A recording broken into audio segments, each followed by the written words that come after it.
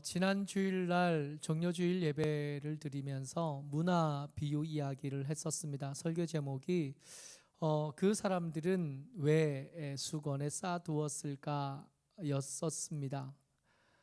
문화를 귀인이 10문화를 가지고 종들에게 하나씩 나누어 줬는데 그 나누어 준 문화를 두고 세 가지 반응이 있었다 그랬어요. 첫 번째 반응은 이 문화를 받은 것 혹은 받지 않은 것 그것과 상관없이 이 귀인이 왕 되는 게 싫은 거예요. 이 귀인이 우리의 왕이 되고 우리를 다스리게 되는 것이 싫어서 반대하는 사람들이 있었다 그랬습니다. 또 한편 귀인이 맡겨준 문화로 열심히 장사해서 그것으로 5개 혹은 10개로 남긴 사람들이 있었다 그랬고, 뜻이 있었겠죠. 나름대로 생각이 있었고 나름대로 선택하고 나름대로 결정한 다음에 혹은 반대하거나 혹은 열심히 장사했을 텐데, 우리가 주목하여 봤던 사람들은 그 가운데 이도 아니고 저도 아닌 사람들, 귀인이 맡겨준 문화를 수건에 쌓아두었다가 그저 가져온 다음에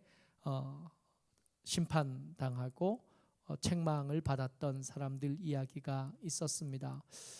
혹시 우리가 그렇지 않은가? 혹시 우리가 안 믿는 것도 아니고 믿는 것도 아니고 예수님을 주라고 시인하고 예수님이 왕이신 줄은 알지만 그 왕이 말씀하신 대로 살지 않는 꼭 우리의 모습이 그 모습이 아니겠나 하는 이야기들을 지난 주일날 종료주일 때 나누었습니다. 오늘은 그 이야기의 연장선에 있는 이야기입니다. 지난 주일에는 가운데 있는 사람들, 이도 아니고 저도 아니고 수건에 쌓아두었던 사람들이 주인공이었다면, 오늘은 반대했던 사람들 이야기를 좀 나눠 보려고 합니다. 귀인이 왕위를 가지고 오는 게 싫어서 그 왕위를 허락해 주는 사람한테 사람을 따로 보내서 이 사람이 우리에게 왕 되는 것이 우리는 싫습니다, 우리는 반대하고 있습니다 하고 다른 사신을 보냈던 사람들 이야기입니다. 이 귀인의 왕위를 반대하던 사람이 종려 주일날 어떤 모습으로 나타났냐 하면, 예수님, 저들의 찬양이 과하지 않습니까?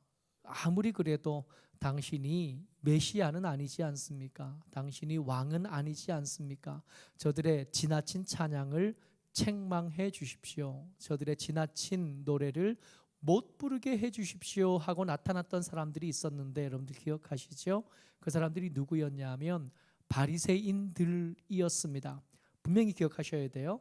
예수님께서 나귀 새끼 타고 이렇게 들어오실 때 그 들어오는 행렬 앞에 막아섰던 사람들이 있었는데, 그들이 누구였냐 하면 바리새인들이었습니다. 저들의 찬양이 너무 과합니다.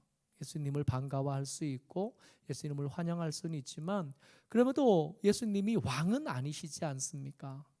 막아주고 책망받아야 마땅한데 왜 가만히 계십니까? 했던 사람들, 바리새인이었습니다. 누가복음을 계속 수요일마다 설교하고 있는데, 예수님의 십자가가 결정되는 그 순간이 언제냐 하면, 바리새인들과 사두개인들이 야합하게 되면, 절대로 함께할 수 없는 사람들이 야합하게 되면 예수님의 십자가가 결정된다 한 얘기를 몇 번이고 반복했었는데, 이때 이 야합이 드러나기를 시작합니다. 예수님께서 성전에 들어오셨고 성전에서 사람들을 가르치고 있을 때, 복음을 전하고 있을 때, 이번에는 바리새인들이 아니라 다른 사람들이 등장합니다. 누구였냐 하면 대제사장들, 서기관들, 장로들. 사두개인이 성경 속에서 복음서에서 이렇게 등장하면 염두에 두기를, 사두개인이 나오는 거 보니까 지금 이 사건이 일어나는 곳이 예루살렘이겠구나 하고 염두에 두고 성경을 읽으면 거의 틀리는 법이 없습니다. 사두개인 대제사장들은 사두개인 중에서 나와요. 제사장들은 사두개인 중에서 나옵니다. 그들 가운데 종교 권력을 가지고 성전을 관리하고 있고 성전을 주관하는 사람들, 그 사람들이 사두개인이에요. 그러다 보니까 이 사두개인의 거처는 항상 예루살렘이고, 예루살렘에서 사두개인이 등장하면 거기가 예루살렘이고 성전이겠구나 하는 것을 염두에 두고 읽으면 틀리는 법이 잘 없습니다. 사두개인이 등장했었어요. 지난 주일날은 바리새인이 당신이 왕은 아니지 않습니까? 했었다면 지금은 대제사장들, 서기관들, 장로들, 그러니까 사두개인들이 등장해서 예수님에게 질문하는 겁니다. 그때 예수님 뭐하고 계셨냐 하면 20장 1절 같이 읽어요. 시작. 하루는 예수께서 성전에서 백성을 가르치시며 복음을 전하실새 대제사장들과 서기관들이 장로들과 함께 가까이 와서, 여러분 지금 성전에서 그 전에 예수님께서 성전을 뒤집어 엎으실 때 그 성전은 어떤 장소였냐 하면 장사하는 장소였어요. 소득을 만들어내고 이득을 만들어내는 장소였는데 예수님께서 그 장사치들 쫓아내셨고 그 돈 바꾸는 자들 쫓아내셨고 그 비둘기 파는 자들 쫓아내셨잖아요. 쫓아내시고 나서 성전이 원래의 기능, 하나님을 가르치고 주의 복음을 선포하고 또 하나님의 복음, 하나님의 나라에 대해서 말씀하는 원래 기능을 회복한 겁니다. 근데 원래 기능을 회복하고 나니까 그동안 장사치를 통해서 소득을 얻고 이 돈 바꾸는 사람들을 통해서 돈을 벌던, 소득을 얻던 사람들이 이제 손해를 보게 된 겁니다. 그래서 손해 보게 된 사람들이 찾아온 거예요. 누구요? 대제사장들, 서기관들, 장로들이 와서 예수님에게 당신이 무슨 권위로 이런 일을 합니까? 하고 질문한 겁니다. 말은 다르지만 바리새인이 했던 말, 저들을 책망해 주셔야 되는 것 아닙니까? 당신이 왕은 아니잖아요. 당신이 그리스도는 아니지 않습니까? 라고 그 행렬을 막았었던 바리새인의 말과 예수님께서 성전에서 복음을 가르치고 하나님의 나라를 선포하고 있을 때 그에게 와서 그 가르침을 멈춘 다음에 그 수업 시간에 그 하나님의 말씀을 전포하고 가르침을 배우고 있는 그 자리에 끼어들어서 대제사장들, 사두개인들이 말을 합니까? 말을 하는 겁니다. 당신이 무슨 권위로 이런 일을 합니까? 누가 당신에게 이런 권위를 주셨습니까? 당신이 하나님은 아니지 않습니까? 당신이 왕은 아니지 않습니까? 당신에게 무슨 권위가 있습니까? 라고 질문한 겁니다. 말은 다르지만 똑같아요. 바리새인의 이야기와 대제사장들, 사두개인의 이야기가 같아졌습니다. 이제 이렇게 되면 예수님의 십자가가 결정이 되는 거예요. 예수님께서 이들에게 대답하십니다. 대답인데 그냥 대답을 하시는 게 아니라 질문으로 대답을 대신하셔요. 20장 3절 4절 말씀 같이 읽습니다. 시작. 나도 한 말을 너희에게 물으리니 내게 말하라. 요한의 세례가 하늘로부터냐 사람으로부터냐? 이 질문의 내용이 꽤 복잡합니다. 요한의 세례가 하늘로부터냐라고 말하면 만약에 하늘로부터라고 대답을 하게 된다면 이 세례 요한은 예수님을 세상 죄를 지고 가는 하나님의 어린 양이다 그러면서 예수님의 권위를 인정했거든요. 그러니까 세례 요한이 만약에 하늘로부터 내려온 하나님의 사람 선지자라면 그가 선포했던 여러 가지 말씀들 중에 성경에 기록된 것이 몇 가지가 없는데 그 중에 첫 번째 우리가 잘 아는 것이 회개하라 천국이 가까웠느니라 한 말씀과 그리고 예수님을 향해서 선포했던 말씀, 보라 하나님의 어린 양이다. 저 어린 양은 세상 죄를 지고 가는 하나님의 어린 양이다. 그럴 때 우리는 어린 양 그러면 유대인들은 떠오르는 거예요. 희생 제물이 되어져서 저가 흘릴 피로 백성들의 죄를 사하게 될, 백성들의 허물을 사하고 백성들의 죄를 씻어내게 될 제물이 될 하나님의 어린 양이다 라고 선포했던 거예요. 그러니까 만약에 세례 요한이 하나님께서 보내신 선지자가 맞고 세례 요한이 베푼 세례의 권위가 하나님에게서 온 것이 맞다면 세례 요한이 선포했던 예수님에 대한 말씀도 인정을 해야겠는 겁니다. 그러니까 이것을 인정하게 되면 그들의 질문 가운데 질문에 대한 대답을 스스로 하게 되는 거예요. 당신의 권위가 어디서 왔습니까? 아, 하나님에게서 왔네 하고 스스로 대답하게 되니까 이 대답 못할 거죠.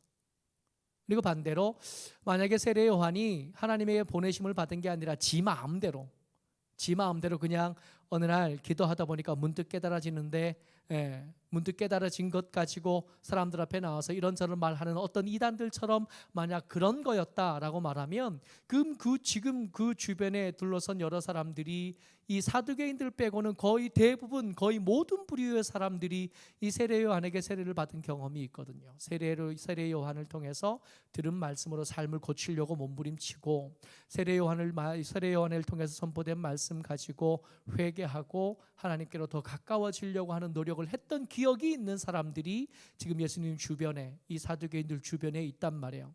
그러니까 만약에 사람으로부터다 그러면 이 사람들이 들고 일어나겠고, 만약에 하나님으로부터다라고 말하면 예수님의 권위가 동시에 인정이 되니까 그렇게도 말을 못하고, 그러니까 이 대답을 못한다는 뜻은 뭐냐면 무슨 얘기를 하고 있는지 사두개인들이 알아들었다는 얘기가 되는 거예요.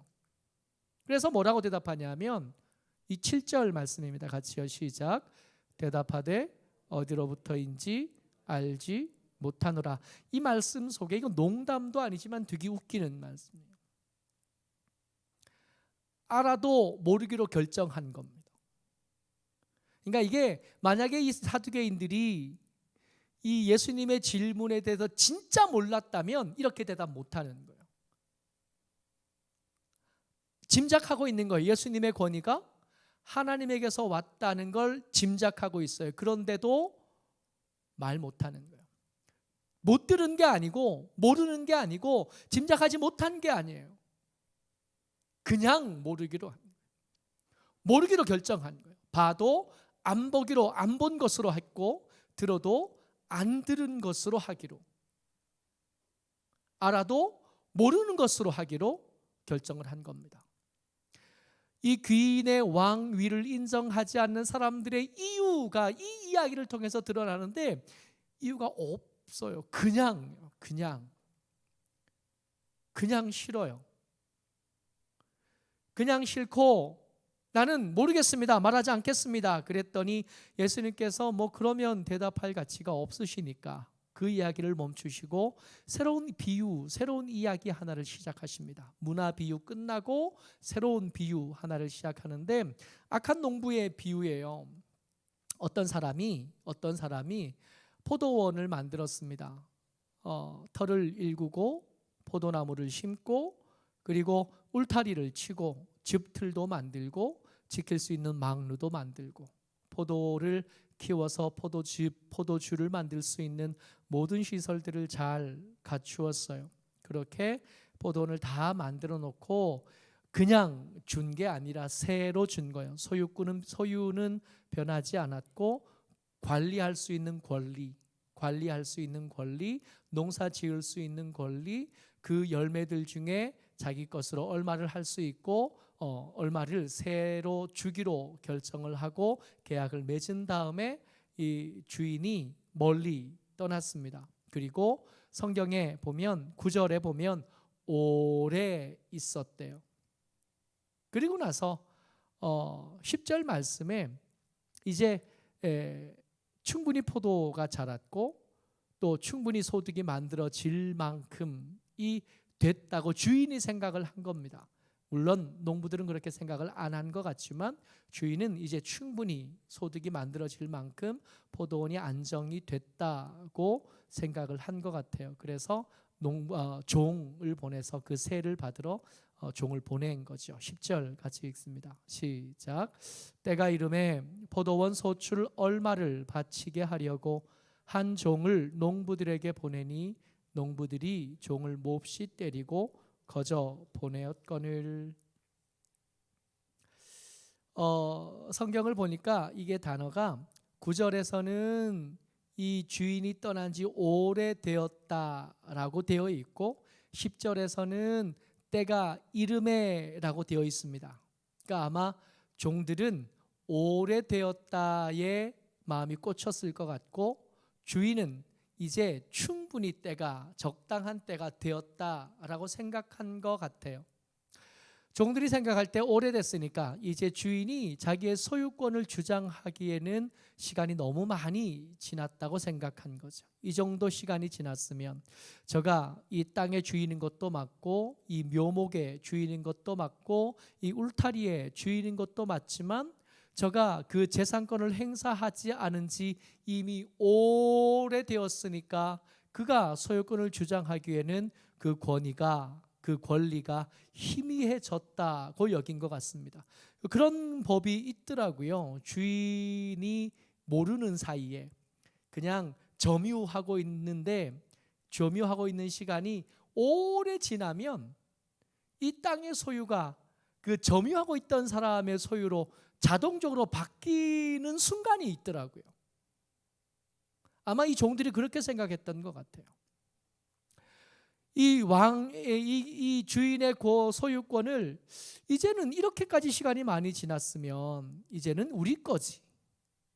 한번 찾아온 적도 없고 도움을 받은 적도 없는 것 같은데 그쯤 됐으면 그동안 우리가 거름 주고 가지치기 하고 관리하고 여우 못 들어오게 하고 다른 악한 것들에서부터 이것들 지킨 그 공로만 해도 이제는 이 땅도 이 포도원도 이 수고해서 만드는 이것들 내 거라고 말해도 되지 않겠나? 이 농부들은 그렇게 생각을 했던 것 같습니다. 너무 오래 지난 다음에 있는지 없는지도 모르던 주인이 어떤 종을 보낸 거예요. 얼마를 달라 그랬더니 이 농부들이 거절한 겁니다. 몹시 때리고 빈손으로 돌려보냈죠. 그 뒤로 몇 번이나 더 왔는데 이 종들은 생각이 바뀌지 않았어요. 주인이 생각하는 겁니다. 어떻게 하면 좋을까? 이 종들을 보내니까 저들이 잘 모르는 것 같은데 내 상속자를 보내면 이 땅에 그 과수원에 정당한 소유권이 있는 내 아들 상속자를 보내면 이 아들한테는 함부로 못하겠지 하고 주인이 독백을 하고 상속자를 보냅니다. 그랬더니 이 농부들이 14절이요. 같이요. 시작. 농부들이 그를 보고 서로 의논하여 이르되 이는 상속자니 죽이고 그 유산을 우리 것으로 만들자 하고 주인은 살았는지 죽었는지 이제 모르겠고 상속자가 찾아왔는데 보아하니 힘도 없어 보이고 우리가 죽이면 죽일 수 있을 것 같고 그래서 이 상속자만 죽이면 진짜로 이 땅은 우리께 되지 않겠나. 이 상속자만 죽이면 진짜로 이 포도나무는 우리께 될 거고 이 포도원은 우리께 될 거고 정당한 권리까지도 생기는 것 아니겠나. 여러분 악한 농부 이야기를 해요. 악한 농부의 특징이 뭐죠? 누가 악한 농부예요? 누가 악한 농부냐 하면 유산을 우리 것으로 만들자라고 말하면 악한 농부인 겁니다. 그냥 자기 거 아니에요. 자기 거 아닌데 오래 자기가 썼어요. 오래 자기가 쓰다 보니까 이제 그것이 내 건 줄 아는 사람, 그 사람이 악한 농부입니다. 그러니까 멀리 어디 다른 동네 사는 어떤 사람들, 가끔씩 9시 뉴스에 보면 사람 같지도 않은 사람들의 이야기가 나오잖아요. 아들을 죽이거나 딸을 죽이거나 한 사람의 이야기가 요즘 자주 들리잖아요. 어린 원아들을 때리는 유치원 어린이집 아이를 때리는 선생님들 얘기를 보면서 우리가 아는 사람이 아니라 다른 종인 것처럼 느끼잖아요.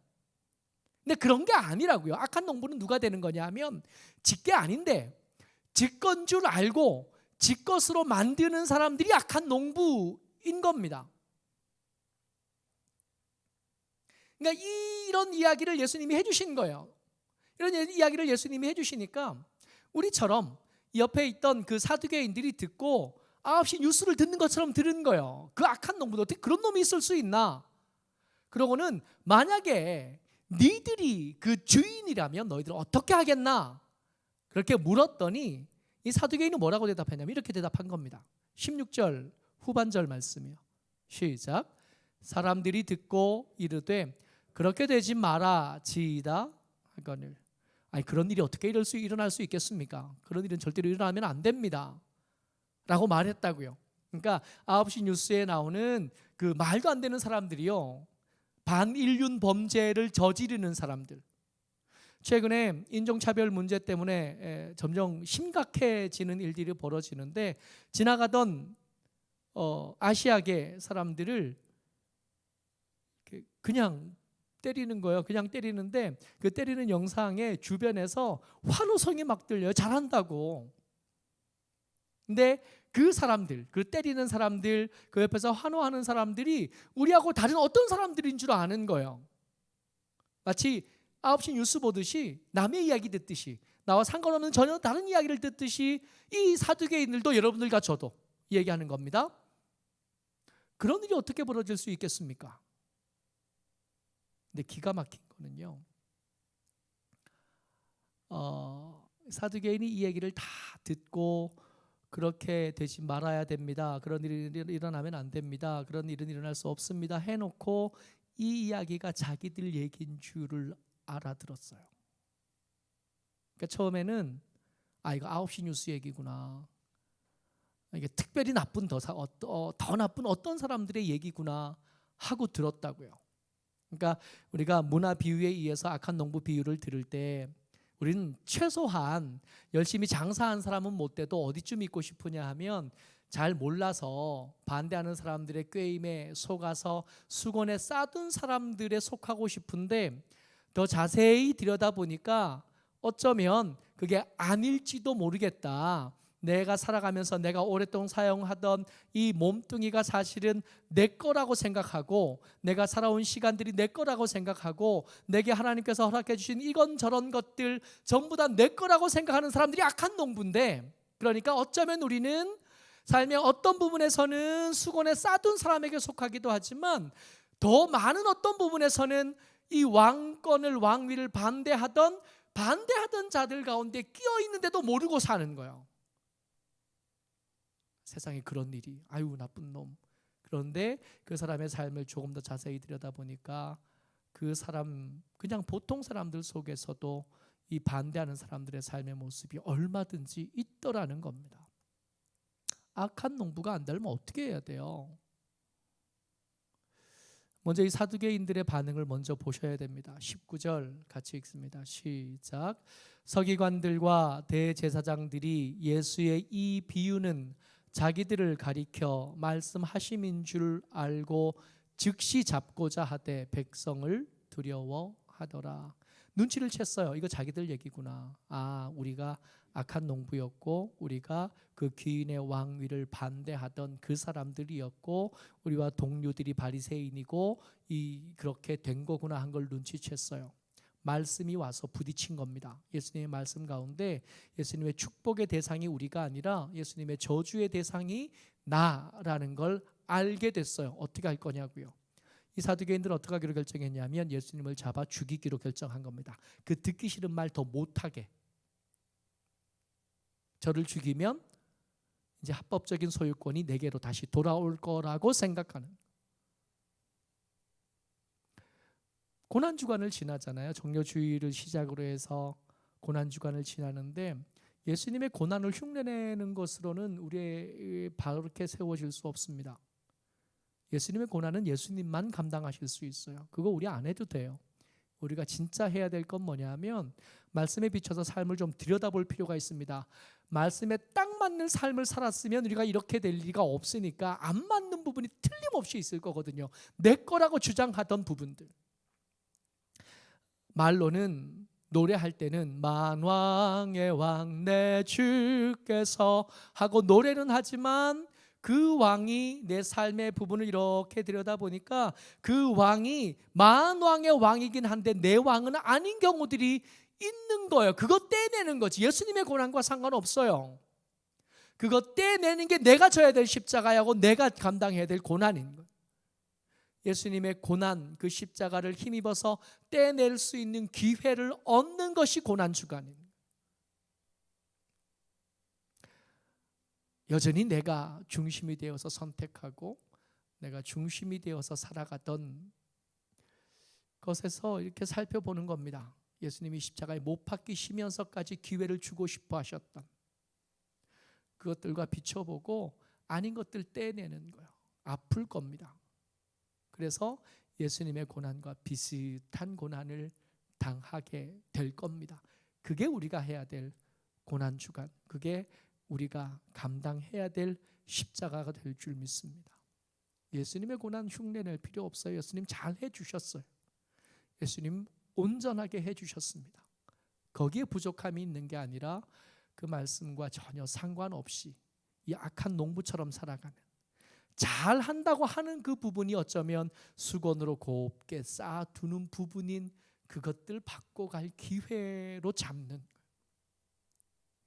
내 마음대로 생각하고 내 마음대로 결정하고 내 마음대로 오해하고 들어도 못 들은 척하고 알아도 모르는 것처럼 하고 막무가내로 고집 피우던 그것들 포기하는 거야. 아프겠지만 손해가 좀 생기겠지만 그럼에도 불구하고 그것 떼내면 생명은 얻겠으니까. 그래서 꺼져가던 우리의 생명의 불이 다시금 이렇게 제대로 잘 일어나게 되는 게 고난주간이어야 되는 겁니다. 어쩌록 저와 여러분들, 이 부활절 가까워지는 이 고난주간이 되어지면 다시 원래 자리로 돌아가는 거예요.